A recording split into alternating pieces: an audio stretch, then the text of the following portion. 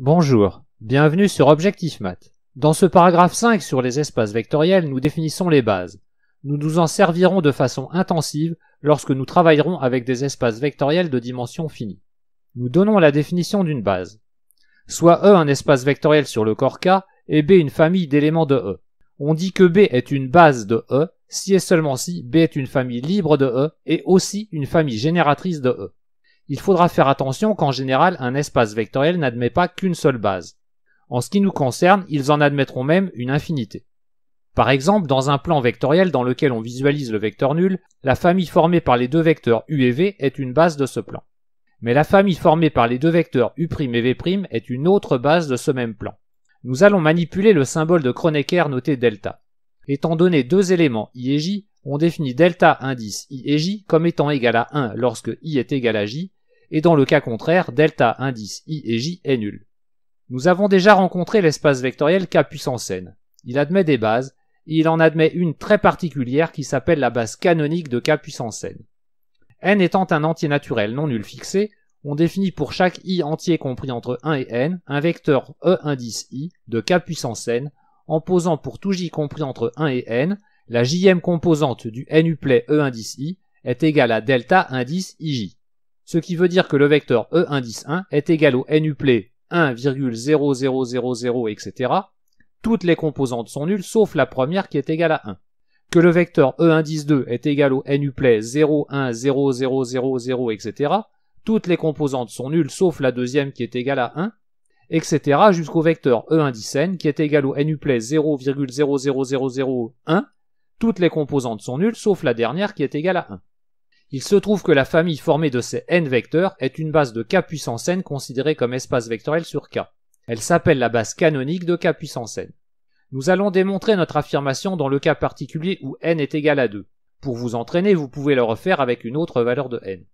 On définit le vecteur E indice 1 égal au couple 1, 0 et le vecteur E indice 2 égal au couple 0, 1. Et on note E la famille formée de E indice 1 et de E indice 2. Déjà, il est clair que E est une famille de K au carré. Nous allons montrer qu'elle est libre. Pour cela, on considère lambda indice 1 et lambda indice 2 deux scalaires, tels que la combinaison linéaire lambda indice 1 fois E indice 1 plus lambda indice 2 fois E indice 2 soit nulle, c'est-à-dire égale au 0 de K au carré. En calculant cette expression, on obtient que le couple lambda indice 1, lambda indice 2 est nul. Donc lambda indice 1 et lambda indice 2 sont nuls. Et on a terminé la preuve que la famille E est libre. Montrons que la famille E est une famille génératrice de K au carré, considérée comme espace vectoriel sur K. K au carré est simplement l'ensemble des couples XY, X et Y variant dans K. Ce que l'on peut réécrire, K au carré est l'ensemble des X fois E indice 1 plus Y fois E indice 2, X et Y variant dans K. Ce qui veut exactement dire que K au carré est l'espace vectoriel engendré par la famille E en utilisant K comme corps des scalaires. Ce qui prouve que E est bien une famille génératrice de K au carré. On a ainsi prouvé que E est une famille libre et génératrice de K au carré, donc E est une base de K au carré. Cette base-là s'appelle la base canonique de K au carré. Il faudra faire attention aux corps de scalaires utilisés. En notant encore E la famille formée des deux couples 1, 0 et 0, 1, l'espace vectoriel engendré par la famille E est égal à R au carré quand on travaille avec R comme corps des scalaires. Mais l'espace vectoriel engendré par la famille E est égal à C au carré quand on travaille avec C comme corps des scalaires. La notation vect de E sans préciser le corps de scalaire est donc ambiguë. Et à moins que le corps de scalaire soit le même dans tout un problème, il est plus prudent de le préciser. En particulier, petit e n'est pas une base de C au carré, considérée comme R espace vectoriel. Nous voyons maintenant la base canonique de l'espace des polynômes de degré au maximum n. On se donne n un entier naturel, et on note B indice n la famille des polynômes 1, x, x au carré, etc. jusqu'à x exposant n. B indice n est une base de k indice n de x, considérée comme espace vectoriel sur k. Cette base s'appelle la base canonique de k indice n de x. Je n'en rédige pas la démonstration qui est très simple.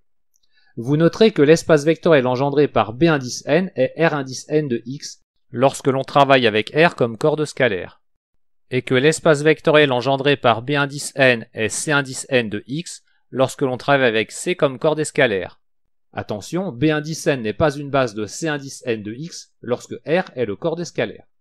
Enfin, l'ordre des vecteurs dans la base B indice n est 1, x, etc. jusqu'à x puissance n. Je vous conseille de garder cet ordre, sauf si on vous demande explicitement de changer. Par exemple, reprendre l'ordre x puissance n, x puissance n-1, etc. jusqu'à x puis 1 est souvent moins pratique que l'ordre que je vous ai donné au début. Encore deux remarques. Tout d'abord, il ne faut pas confondre k puissance n et k indice n de x. Les éléments de k puissance n sont des n-uplets, les éléments de k indice n de x sont des polynômes de degré au maximum n. La base canonique de k puissance n a n vecteurs qui sont des n-uplets. La base canonique de k indice n de x a n plus 1 vecteurs qui sont des polynômes et même des monômes. Et si l'on considère la famille de tous les x exposant k variant dans n, on obtient une base de k de x, appelée la base canonique de k de x, mais cette base a une infinité de vecteurs. Il ne faut pas la confondre avec une des bases B indice n que l'on vient de voir.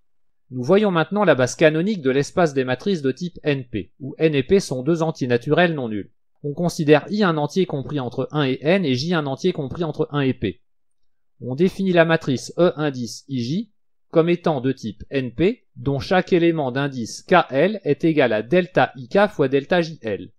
En notant E indice NP la famille de ces matrices E indice IJ, on obtient une base de MNP de K, considérée comme espace vectoriel sur K. Vous avez peut-être du mal à voir à quoi ressemble la matrice E indice IJ. C'est facile, c'est une matrice de type NP qui a tous ses coefficients nuls, sauf celui situé sur la i-ème ligne et la j-ème colonne, qui lui est égal à 1. Et la voilà représentée. Contrairement aux bases canoniques de k puissance n et de k indice n de x, où il y a un ordre naturel des vecteurs à observer dans la base canonique, ce n'est plus vraiment le cas avec la base canonique de MNP de k. Il faudra donc bien faire attention aux choix qui seront faits. Et pour que tout soit bien clair, voici la base canonique de M32 de k. Elle est constituée de 6 matrices, toutes constituées uniquement de 0, sauf un seul coefficient qui est égal à 1. On termine ce paragraphe avec un petit exercice corrigé. Considérons E l'ensemble formé des triplets x, y, z de R au cube, tel que x plus y moins z soit nul. On demande de montrer que E a une structure d'espace vectoriel réel et de déterminer une base de E s'il en admet. E est une partie de R au cube, qui lui est un R espace vectoriel. Nous allons utiliser l'addition et la multiplication par les scalaires dans R au cube. En tenant compte de la condition sur les triplets de E, on peut réécrire E comme l'ensemble des triplets z moins y, y, z, y et z variant dans R. On isole maintenant les termes en y et les termes en z en écrivant E comme l'ensemble des z fois 1, 0, 1 plus y fois moins 1, 1, 0, tels que y et z varient dans R. Notons alors grand A la famille formée par les deux triplets 1, 0, 1 et moins 1, 1, 0. Nous venons de prouver que E est le sous-espace vectoriel de R au cube engendré par A. Et donc E a en particulier une structure d'espace vectoriel. Mais on peut dire aussi que A est une famille génératrice de E. Et comme A est formé de deux vecteurs non collinéaires, A est une famille libre. A étant génératrice de E et libre, A est une base de E.